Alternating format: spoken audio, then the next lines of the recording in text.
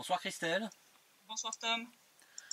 Alors nous arrivons au site numéro 164, nous sommes le 9 novembre 2019 et on était quand même déjà dans une période où le nombre de bombardements, en tout cas le nombre de violations du cessez-le-feu était déjà élevé et là on augmente à nouveau, ça laisse pas beaucoup d'espoir quand même, hein, malgré les bons résultats d'un retrait ukrainien.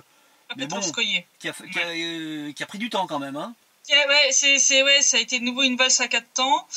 En tout cas, niveau bombardement du 2 au 8 novembre, l'armée ukrainienne a violé le cessez-le-feu RPD à 140 reprises, donc on est reparti à la hausse par rapport à la semaine passée, durant lesquelles elle a tiré 4 obus d'artillerie de 122 mm, un missile anti-char, un obus de char d'assaut, 289 obus de mortier 220 et 82 mm, donc on est au double de la semaine passée.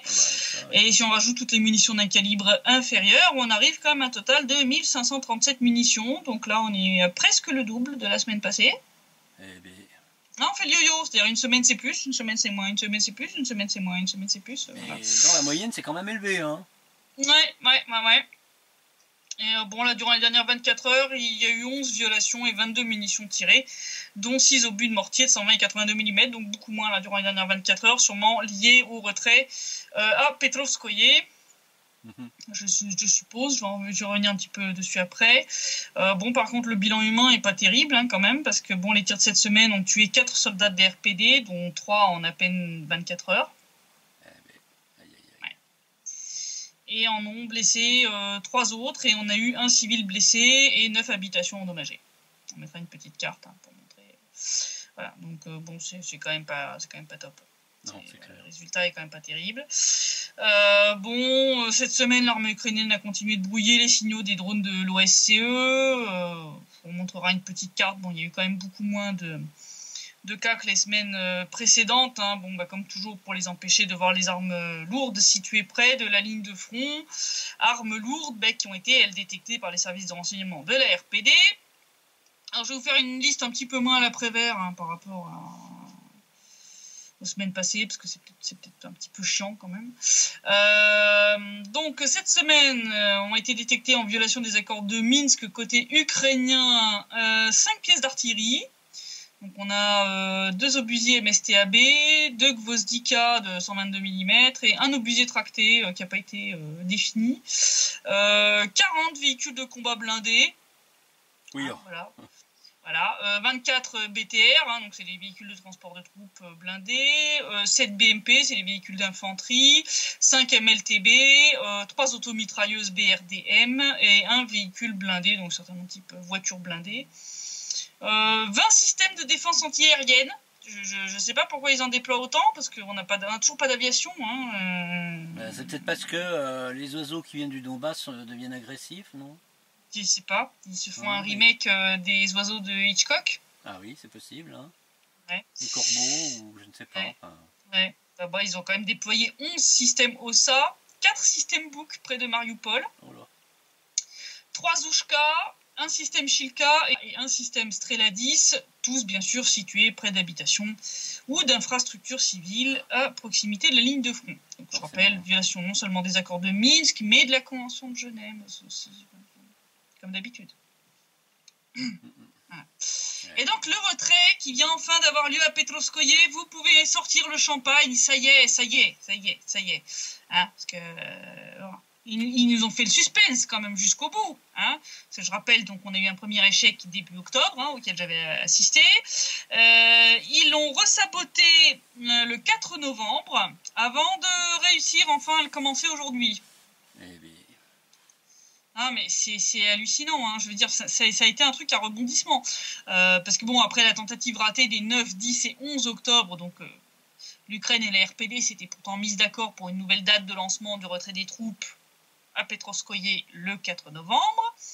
Et puis après la réussite du retrait opéré à Zolotoye, on s'était dit, allez, on est bien lancé, on va y arriver. Les espoirs avaient été très vite refroidis, je le rappelle, donc par ces fameuses déclarations du ministre ukrainien de la Défense dont on avait parlé la semaine passée, Andrei Zagorodniuk, qui dès le 1er novembre avait annoncé qu'il fallait repousser la date de lancement du processus de retrait des troupes à Petrovskoye à cause des tirs qui avaient eu lieu dans la zone de retrait le 29 octobre. Bon, je vous refais pas, pour ceux qui n'ont pas vu, vous irez voir le site web de la semaine dernière. Les rapports de l'OSCE disaient que, sauf que le petit problème, c'était l'armée ukrainienne qui avait tiré. Ouais. Voilà. Donc, le 4 novembre, j'étais quand même allé sur place pour voir si le désengagement serait lancé ou non. Bon, je vous épargne le suspense, donc ça avait foiré. À 13h, la milice populaire a tiré donc une fusée éclairante blanche pour indiquer qu'elle était prête à mener le désengagement de ses troupes. On a attendu une réponse en vain pendant près de 30 minutes.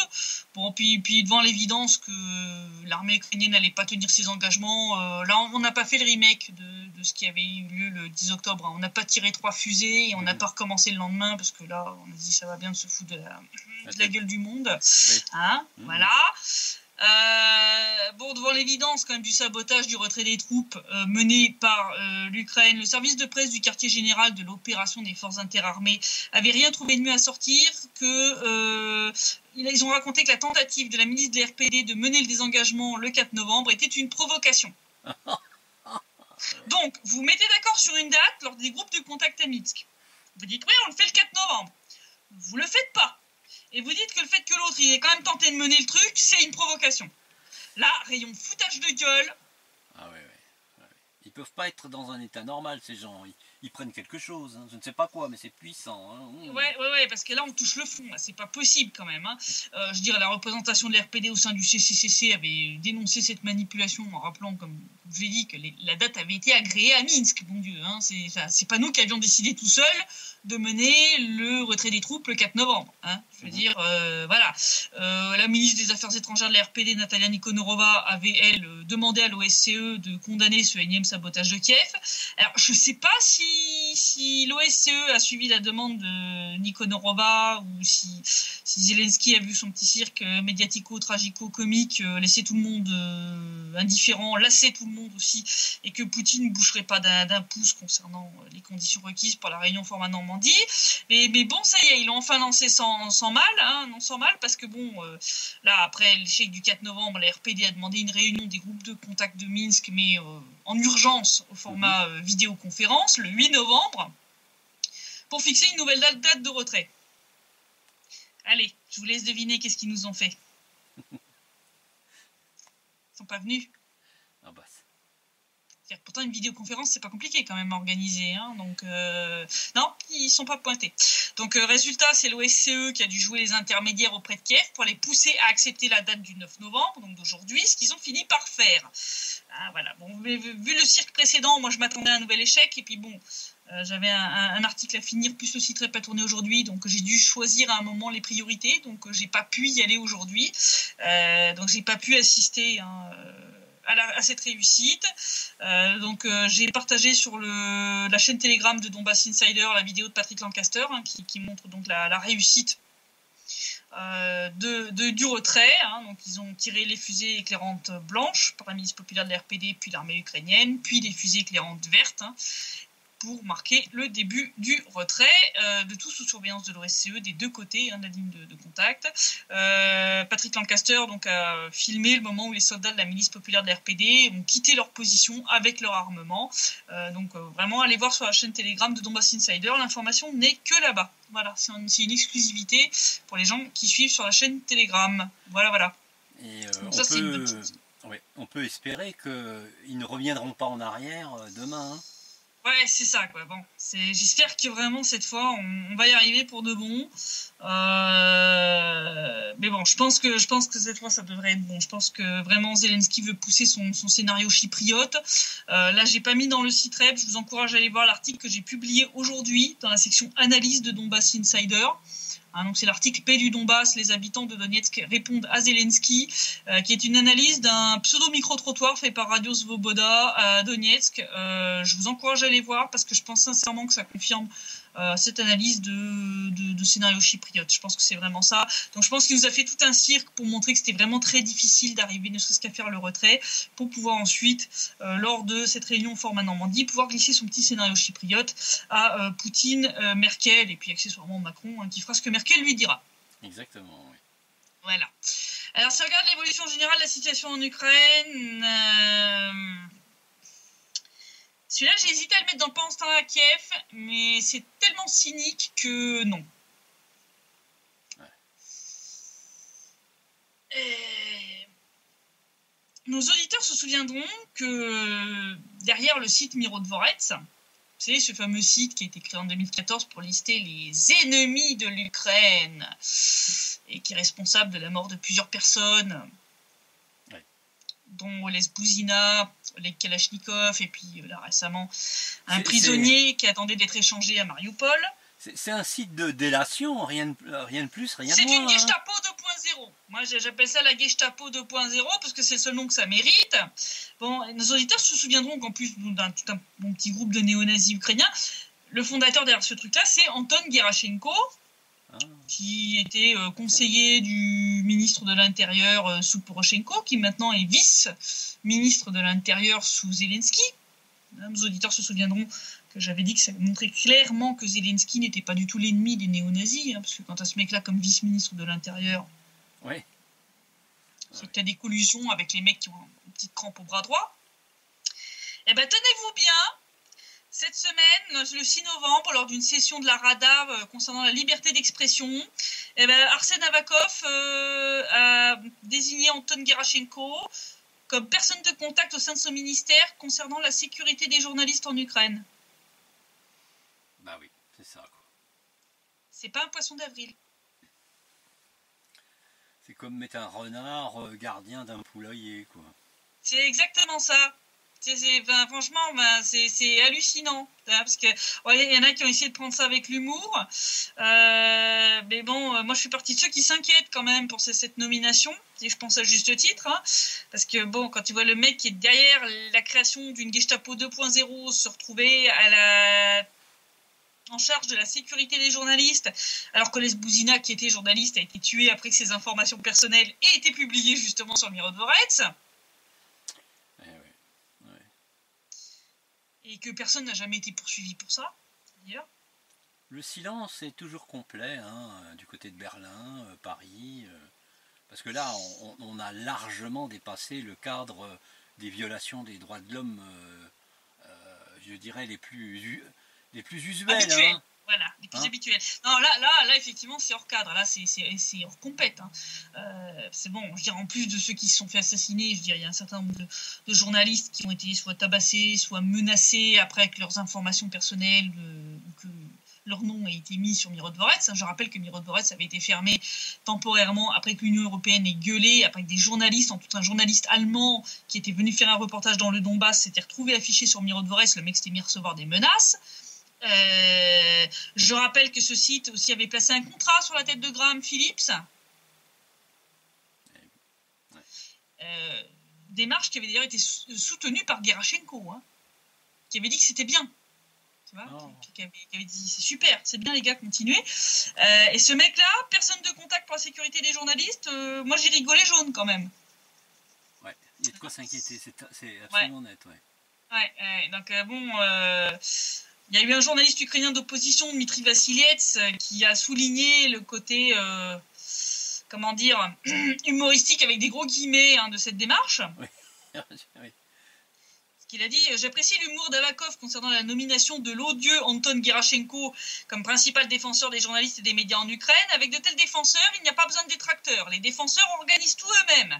Comme sous l'ère Poroshenko, le client et bénéficiaire principal des attaques contre les journalistes et les médias restent les officiels haut placés de l'État.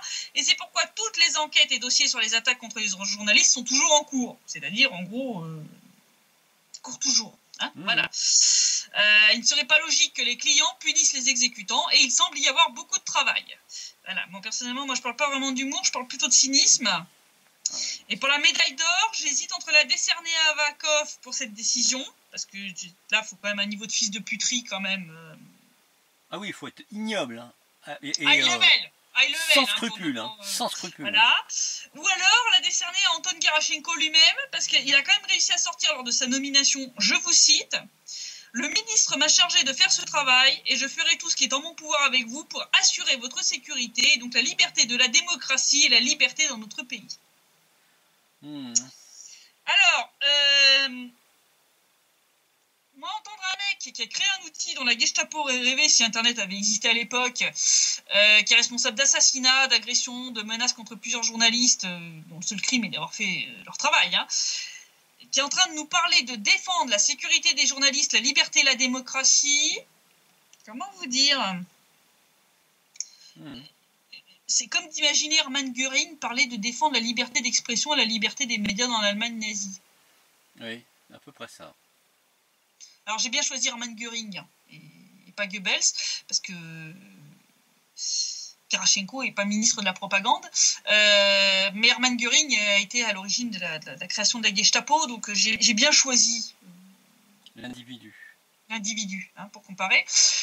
Donc non, rien que d'imaginer Göring, dont sa police politique a fait envoyer en camp de concentration bon nombre de journalistes qui osaient critiquer Hitler. Oui. J'ai essayé d'imaginer ce mec-là en train de tenir le même discours que Gerashenko, les deux sont aussi peu crédibles. Là, même avec la meilleure imagination et même une grosse dose de naïveté et d'optimisme, ça passe pas. On n'arrive pas à y croire. C'est un petit peu trop gros. Et ce, d'autant moins qu'un député du parti de Zelensky, Alexandre Tkachenko, dont on avait déjà parlé d'ailleurs, a annoncé dans la même réunion de la Rada faire partie d'un comité qui travaille à l'élaboration d'une loi pour lutter contre les fake news. Oh, bah tiens. La désinformation et la connivence avec l'État agresseur. Oui. C'est-à-dire la Russie.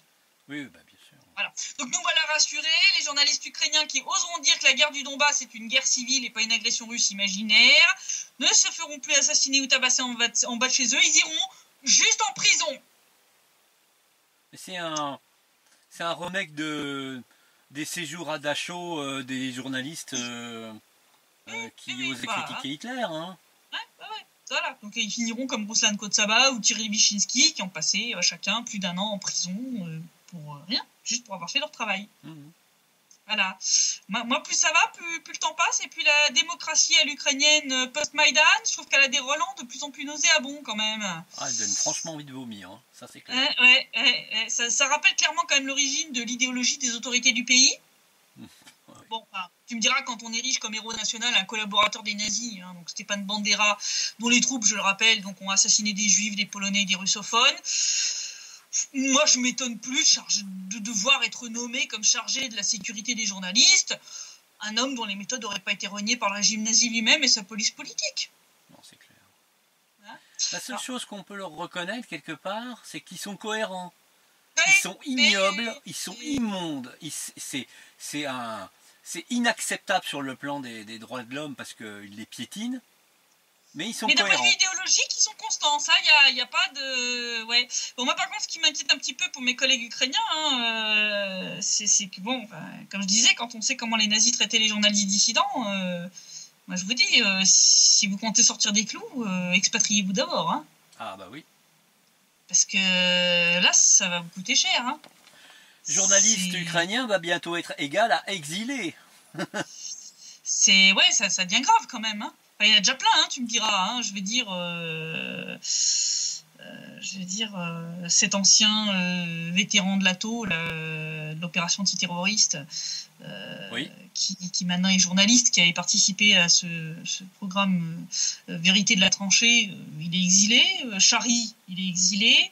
Arthur, je ne me souviens plus de son nom de famille, il était parti aussi après que des néo-nazis avaient débarqué en bas de chez lui. Pareil, ces informations avaient fuité sur Mirotvorets. Et donc un soir, il s'est retrouvé avec des néo-nazis à l'interphone en train de le menacer, de lui casser les 2 jambes et de le tuer.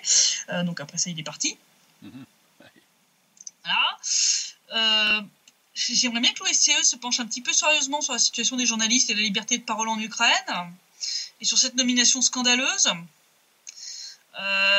Parce que là, la nomination comme chargé de la sécurité des journalistes et des médias d'un homme qui est prêt à tout, y compris placer un contrat sur la tête d'un journaliste pour faire taire les voix dissidentes,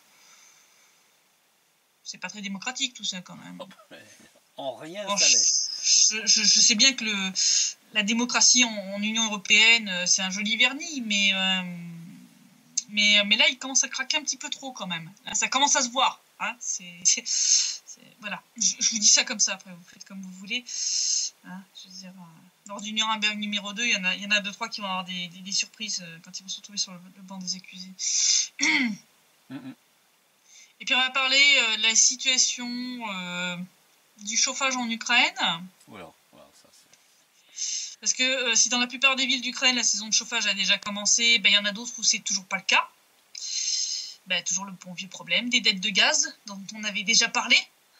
C'est pas nouveau, mais... Ouais, c'est la conséquence de la corruption, encore une fois. Hein. C'est-à-dire qu'il y a des gens qui mettent de l'argent de côté. Pas seulement, puis, non, c'est en fait surtout, ça vient surtout en fait de deux choses. Ça vient de toutes les décisions russophobes de l'Ukraine post-Maïdan. Oui, certes, parce que là, ils payent beaucoup plus cher le gaz, alors que c'est le voilà. même, il gaz. Paye 25% plus cher. Donc voilà, déjà pour commencer. Et puis, du fait que, comme ils dépendent complètement du FMI, et que le FMI, c'est toujours sa bonne vieille technique de faire augmenter toutes les charges pour étrangler. Communales. Voilà, tu mets les deux ensemble, on en arrive à ça, et on en arrive à une dette totale des sociétés de chauffage et de production d'électricité envers Naftogaz de 60,6 milliards de grivnia, soit 2,2 milliards d'euros. Ce qui est énorme. Énorme. Résultat, le monopole gazier ukrainien commence à fermer le robinet. Et donc, au 4 novembre, les chiffres officiels ukrainiens annoncent que 85,2% seulement des habitations et 90,6% des infrastructures sociales sont chauffées en Ukraine. Sauf que si tu regardes d'un peu plus près, tu te rends compte qu'il y a une disparité énorme. Ouais. Hein, parce que Transcarpathie, Jitomir, Vinitsa et région d'Ivano-Frankovsk, le taux de chauffage est de 100%. À Kiev, on tombe à 99%. Et alors, dès qu'on passe dans le sud du pays, ça vire à la catastrophe. Ouais. Alors, à Odessa, sur 153 stations de chauffage, il n'y en a que 80 qui fonctionnent. Oh là là. Ouais. Résultat, une partie de la ville, y compris du centre-ville, est toujours sans chauffage. Est-ce qu'on doit rappeler les conditions climatiques en Ukraine dans certaines régions? En hiver, on descend bien, ouais, moins 10, moins 15, parfois moins 20.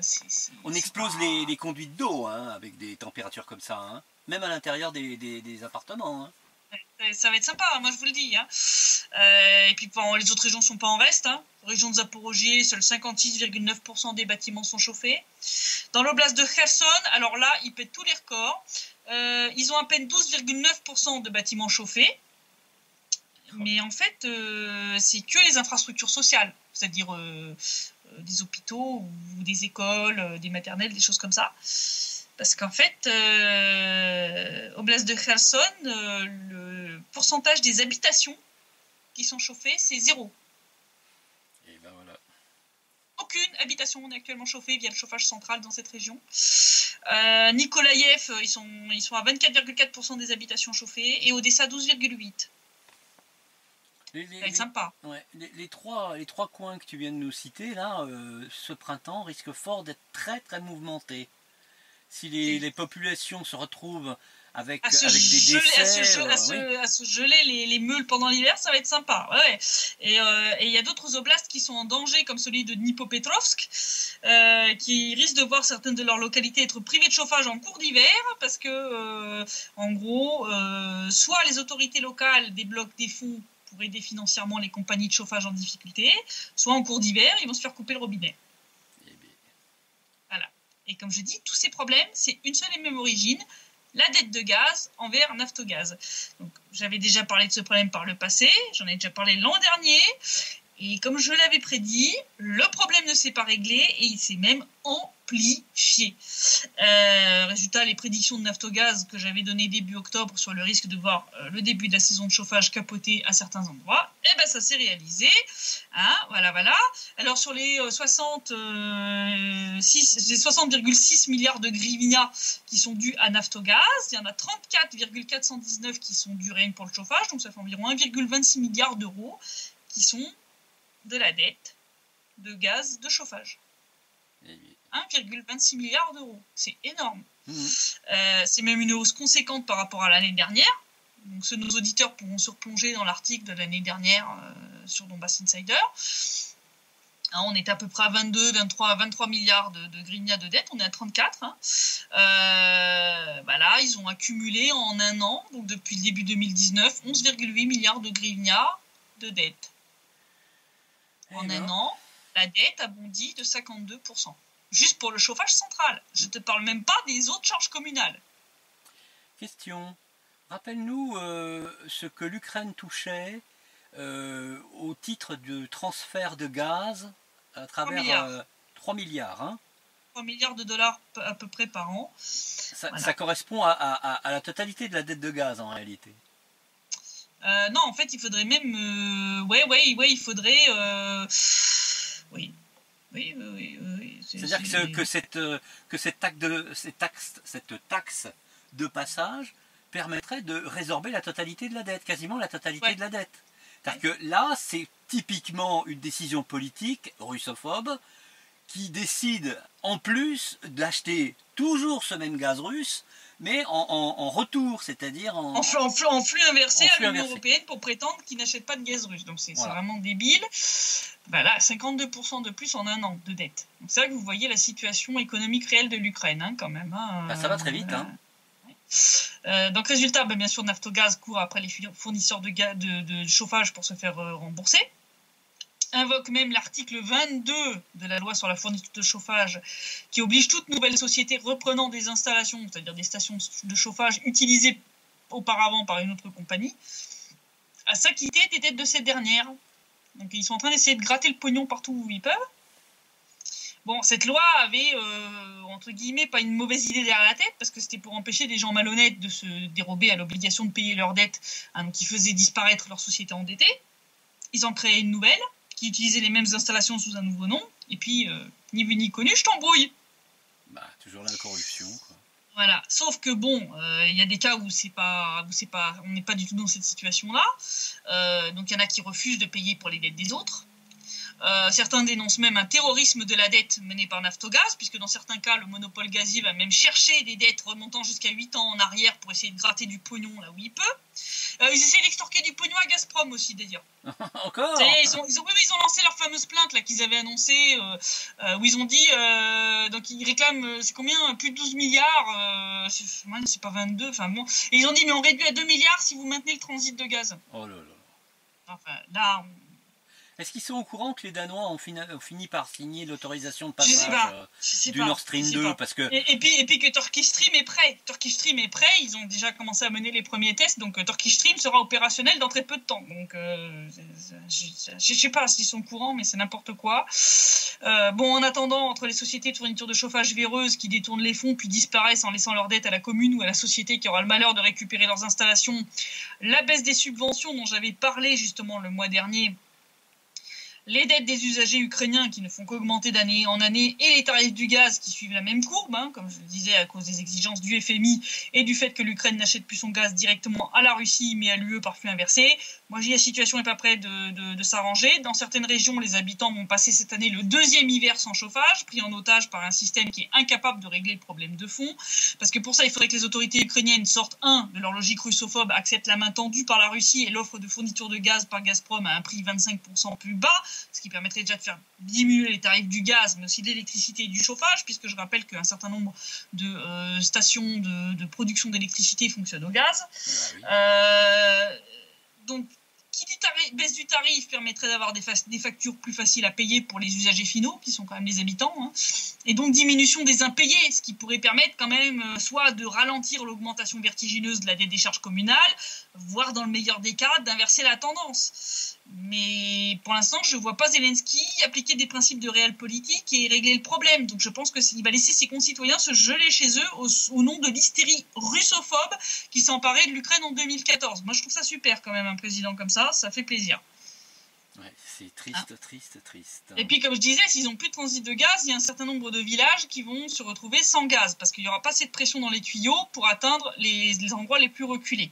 Et ça ne va pas arranger justement la situation des villages en Ukraine, puisque le nombre de villageois, de gens qui habitent dans des villages en Ukraine ne cesse de chuter. Un nombre croissant de villages ont disparu ou sont devenus complètement inhabités.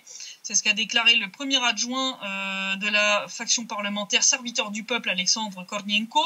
Il a dit: c'est un fait indéniable que le nombre d'Ukrainiens est en chute libre et cela se ressent fortement dans les villages. Le nombre d'agriculteurs diminue régulièrement, bien que les statistiques officielles ne reflètent pas pleinement ce processus. Selon le service national des statistiques, 426 villages ont disparu au cours des 15 dernières années et 369 autres ont été abandonnés, mais ils n'ont pas été retirés des registres de l'État. C'est quand même magistral, hein. Et il a ajouté que 4684 autres villages sont au bord de l'extinction avec moins de 50 habitants en 2015, oui. Et que dans 22 000 villages, la population est inférieure à 1000 personnes. Alors pour lui, c'est les conditions de vie difficiles qui en sont la cause, l'infrastructure créée à l'époque soviétique qui est devenue obsolète. Mais pourquoi elle est devenue obsolète? Parce que vous ne l'avez pas entretenue. C'est ça. Hein? Absolument. Faut arrêter. L'époque soviétique, c'était quand même il y a plus de 20 ans. Hein. Voilà, donc c'est n'importe quoi. Donc, quand je dis 20 ans, c'est 91, donc ça veut dire 30 ans en fait. Voilà, donc la situation elle est merdique parce que vous n'avez rien fait pour maintenir les infrastructures en état. Et là, si les gens se gèlent les meules dans les villages parce qu'il n'y a pas de gaz cet hiver, ça ne va pas s'arranger. Voilà, ça c'est la mort d'un pays, hein, ça commence comme ça. Hein. Je veux dire, quand les gens commencent à déserter les villages, etc., en masse, et que même dans les villes, les gens se cassent, je veux dire, on en a déjà parlé. Je veux dire, le pays va pas bien. Hein. Le pays va pas bien, mais malgré ça, alors pendant ce temps-là à Kiev, Zelensky nous fait du Poroshenko bis. Ah bah c'est un clown à la base, alors faut pas s'étonner. Moi ça fait rire tout le monde. Hein. Là sur les réseaux sociaux, ils se foutent tous de sa gueule. Parce que là, dans un forum économique à Kiev, il a exhorté donc les entreprises à investir dans la jeunesse ukrainienne, les startups ukrainiennes, les PME, etc. Et alors, il a sorti un truc assez délirant. Il a dit, donc il faut se concentrer parce que sur les Ukrainiens, parce qu'ils ont des talents. Hein, ils sont compétents, ils sont intelligents, ils ont de l'esprit. Voilà, il dit, il a toujours été ainsi, mais nous l'avons sous-estimé. Et alors, il a rappelé, alors tenez-vous bien, accrochez-vous à votre chaise pour pas tomber. Il a rappelé que ce sont les Ukrainiens qui ont fourni à l'humanité le premier hélicoptère, le premier moteur fusée, le premier satellite artificiel, fait des prototypes de rayons X et de CD, inventé le code postal, la technologie du tramway électrique, construit le plus grand avion du monde, créé les services PayPal et WhatsApp. Il dit c'est un made in Ukraine dont nous sommes fiers et qui nous donne un avantage concurrentiel. Sauf que ce qu'il raconte, c'est de la merde. On va reprendre certains points, je ne vais pas tout faire, hein, parce que je me suis amusée à faire des recherches quand même. Le premier hélicoptère qui a été contrôlable et qui a fonctionné un petit peu était français. Hein, c'est le Breguet Gyroplane Laboratoire, le Breguet Gyroplane Laboratoire. Et le premier vraiment viable, qui a ensuite été adapté pour une production en série, était allemand, hein, le Focke-Wulf. Voilà. Même en remontant aux premiers prototypes qui ont volé à genre 1,80 m du sol pendant quelques minutes, on tombe sur un émigré russe d'origine roumaine qui était né à Saint-Pétersbourg. Donc je ne sais pas d'où il sort qu'ils ont inventé le premier hélicoptère. Ah ben c'est comme il y a quelque temps, ils disaient que l'origine de l'humanité était en Ukraine. Hein. Ouais, et qu'ils avaient creusé la mer Noire aussi. C'est ça, absolument. Non, mais voilà. Tout est possible. Hein, non, mais bon. Alors, concernant les moteurs fusées, le premier satellite artificiel, c'est surtout l'URSS qui a fourni tout ça à l'humanité, les enfants. Certes, il y a 2 hommes qui ont fortement contribué à la mise au point des moteurs fusées et de Spoutnik, et qui sont nés dans ce qui est actuellement l'Ukraine, sauf qu'à l'époque de leur naissance, c'était l'Empire russe. Ah oui, parce que l'Ukraine... n'existait pas encore. Eh ben non. Hein? Et qu'ils n'ont pas été tout seuls pour réussir ce projet pharaonique. Hein. C'est toute l'URSS qui a contribué pour ce grand projet qui était le lancement du premier satellite artificiel dans l'espace. Non, c'est pas l'Ukraine qui a donné le premier satellite à l'humanité, c'est l'URSS. Hein. Vous savez l'URSS sur laquelle vous chiez en permanence, hein, que vous détestez, qui vous a donné naissance d'ailleurs, soit dit en passant. Hein, pareil pour le plus grand avion du monde, le fameux Antonov, l'énorme, le rêve, hein, qui a été produit qu'en un seul exemplaire à l'époque de l'URSS, hein, justement, et que l'Ukraine post-URSS a jamais été foutue de faire mieux. Et qu'Antonov, vous l'avez mis en faillite. Oui, parce qu'ils en sortent plus du tout, hein, puis depuis un bon moment de ces avions-là. Hein. Ils ont fait faillite. Ils ont fait faillite. Vous avez jamais été foutus de faire mieux. Depuis l'effondrement de l'URSS, vous avez rien foutu. Donc arrêtez vos histoires. Pour les rayons X, alors j'ai dû fouiller pour trouver. En fait, il parle d'Ivan Poulouge, qui a écrit un papier sur le fait que des plaques photographiques réagissaient aux émanations venant de tubes remplis de certains gaz. Il n'a pas du tout fait un prototype de truc de rayon X. Hein. Et qu'en plus, encore une fois, si l'endroit où il est né est aujourd'hui en Ukraine, en 1845, quand il est né, c'était l'Empire austro-hongrois. Ah bah, et le mec, il a fait ses études, il a pondu son papier à Prague et pas à Kiev. Donc il n'est pas plus ukrainien que... Le mec est mort en 1918. Il est mort avant que l'Ukraine soit créée. Il n'a jamais été ukrainien, le mec. Jamais. Arrêtez ça. Oh, ils sont pas à 100 ans près ou à 100 km près, hein, c'est que ce que tu veux. Non, mais voilà. C'est pareil pour PayPal et WhatsApp. Hein. PayPal, les fondateurs du truc, je rappelle, c'est Elon Musk, Ken Overy, Luke Nosek, Max Levchin. C'est lui l'Ukrainien, le seul. Voilà, mais qui est né en Ukraine, mais il était aux États-Unis quand il a fondé PayPal, il n'était pas à Kiev. Hein, il y a aussi Peter Thiel, Yupan et Russell Simmons. Il y a un Ukrainien dans le tas. C'est pas lui qui a inventé PayPal à lui tout seul. Il a contribué, mais enfin le gros des troupes, quand même des fondateurs, ce sont des Américains. Et le mec en question, oui, il est né à Kiev, mais il a la nationalité américaine. Faut arrêter. Pareil pour WhatsApp, qui était créé par 2 gars, dont un est né en Ukraine et qui est maintenant américain, mais l'autre, il est américain. Et dans les 2 cas, aucune des 2 applications n'a été créée en Ukraine, mais aux USA. Ce qui montre bien que l'Ukraine, c'est pas si génial que ça, parce que les Ukrainiens qui créent quelque chose, soit ils n'étaient pas ukrainiens parce que l'Ukraine n'existait pas à l'époque, soit c'était pendant l'URSS que vous conchiez à tour de bras, soit ils avaient émigré aux États-Unis. Ouais, oui. Je veux dire, arrêtez ça. Arrêtez avec vos délires de réécriture de l'histoire. Stop.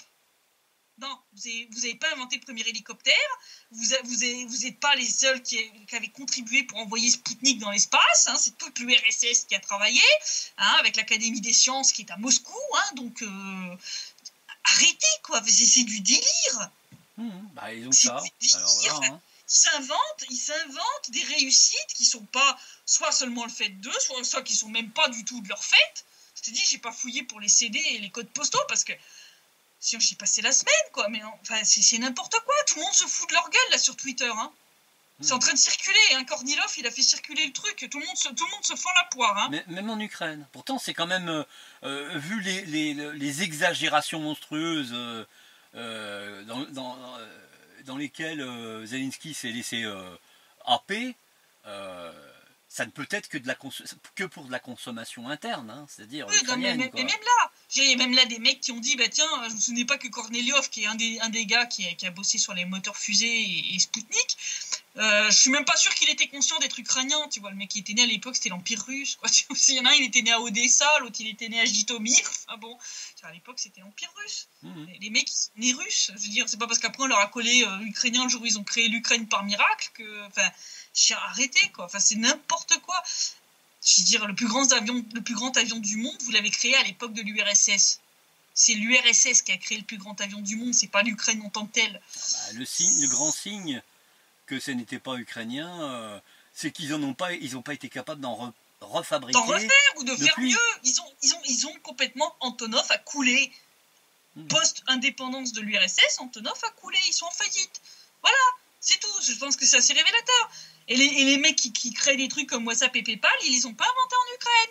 Ils les ont inventés aux États-Unis, dans la Silicon Valley. Voilà. Non, mais bon, je veux dire, faut arrêter les conneries. C'est n'importe quoi. N'importe quoi. C'est un problème avec Zelensky, parce que tu vois, on sait que ça a été un clown, un professionnel du comique, alors que Poroshenko, lui, c'était... un volontaire quelque part. Alors là on mais là c'est n'importe quoi. Donc je vous dis, il fait un Poroshenko bis, c'est du grand n'importe quoi. Donc vraiment, je vous encourage à aller voir cette analyse du pseudo micro-trottoir de Radio Svoboda à Donetsk. Je pense que ça vous éclairera bien. Vraiment, allez regarder ça. Et puis, je vous dis à la semaine prochaine en espérant que le nombre de bombardements et de victimes va diminuer. Et puis, je pense qu'on saura assez rapidement, maintenant que toutes les conditions ont été remplies, quand aura lieu la prochaine réunion au format Normandie. Et puis, on verra si Zelensky va nous mettre son petit scénario chypriote sur la table de Poutine. Suspense, donc. Suspense. Bien. Écoute, au prochain épisode. C'est ça. Absolument. Merci en tout cas, Christelle, pour ce 164e Citrep. Je te souhaite une belle soirée quand même, hein, malgré tout. Et puis la semaine prochaine, samedi prochain, pour le 165e. Ouais. À bientôt. Bonne soirée. Au revoir.